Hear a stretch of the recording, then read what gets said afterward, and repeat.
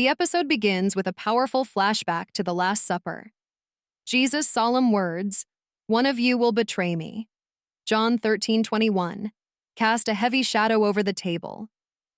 The stunned looks on the disciples' faces reflect not just fear, but deep uncertainty, setting a contemplative tone for what follows. This opening scene plants the emotional and spiritual seeds of betrayal, doubt, and devotion that will unfold throughout the hour. In the present timeline, just days before Passover, Jesus and the disciples journey from Bethany to Jerusalem. Along the way, they pass a fig tree now lifeless from Jesus' earlier curse, Mark 11:20-21. Peter, astonished, presses for understanding. Jesus responds with a quiet but intense teaching. Faith has the power to transform reality, but barren hearts, like the temples, will face divine judgment, Mark 11:22-25.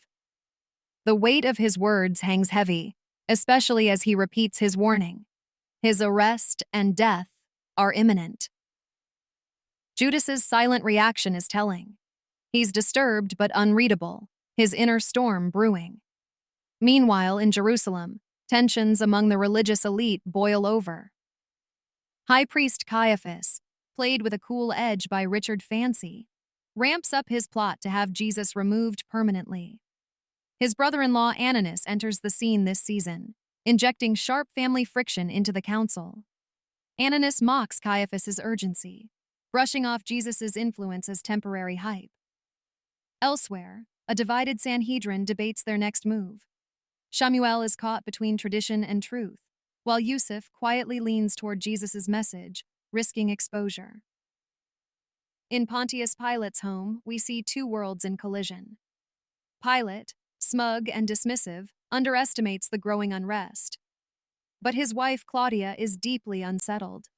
Her chilling dreams, visions soaked in blood and betrayal, leave her shaken, and she begs her husband to flee the city. Her warnings go unheeded, adding a layer of dread that simmers under the surface. Among the disciples, personal struggles bubble up. Thomas, still mourning Ramah, asks Jesus how grief and faith can coexist. In return, he receives a tender reminder that his pain does not weaken his belief. It strengthens it. In contrast, Judas begins subtly poisoning the group dynamic, suggesting Thomas might be the betrayer, an eerie tactic that masks his own guilt. Simon the Zealot stays on high alert and narrowly escapes capture by Roman soldiers led by Atticus, whose motives remain intriguingly ambiguous. A surprising twist involving a disciple's secret choice links back to a major thread from Season 4, ramping up the emotional stakes without giving too much away.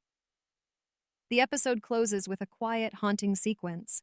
Jesus' words, "The world will hate you because it hates me," John 15:18-19, echo through the city as the disciples move cautiously through the bustling streets.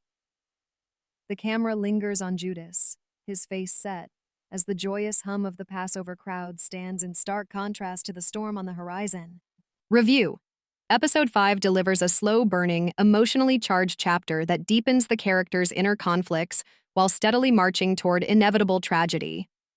Director Dallas Jenkins leans into intimate storytelling, allowing the tension to simmer rather than explode.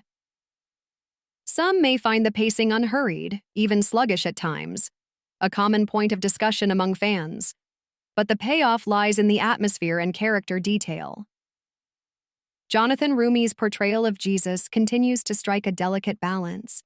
He's calm but heavy with sorrow, aware of what's to come yet still deeply connected to those around him. Richard Fancy elevates Caiaphas into a cold strategist, while Hadassah Ali brings new life to Claudia, whose spiritual intuition contrasts Pilate's worldly indifference.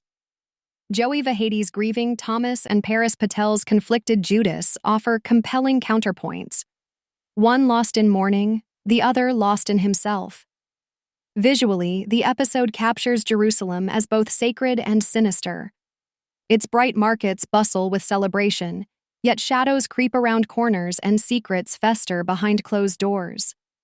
The cursed fig tree stands as a stark metaphor. Its dry limbs hint at both judgment and sorrow.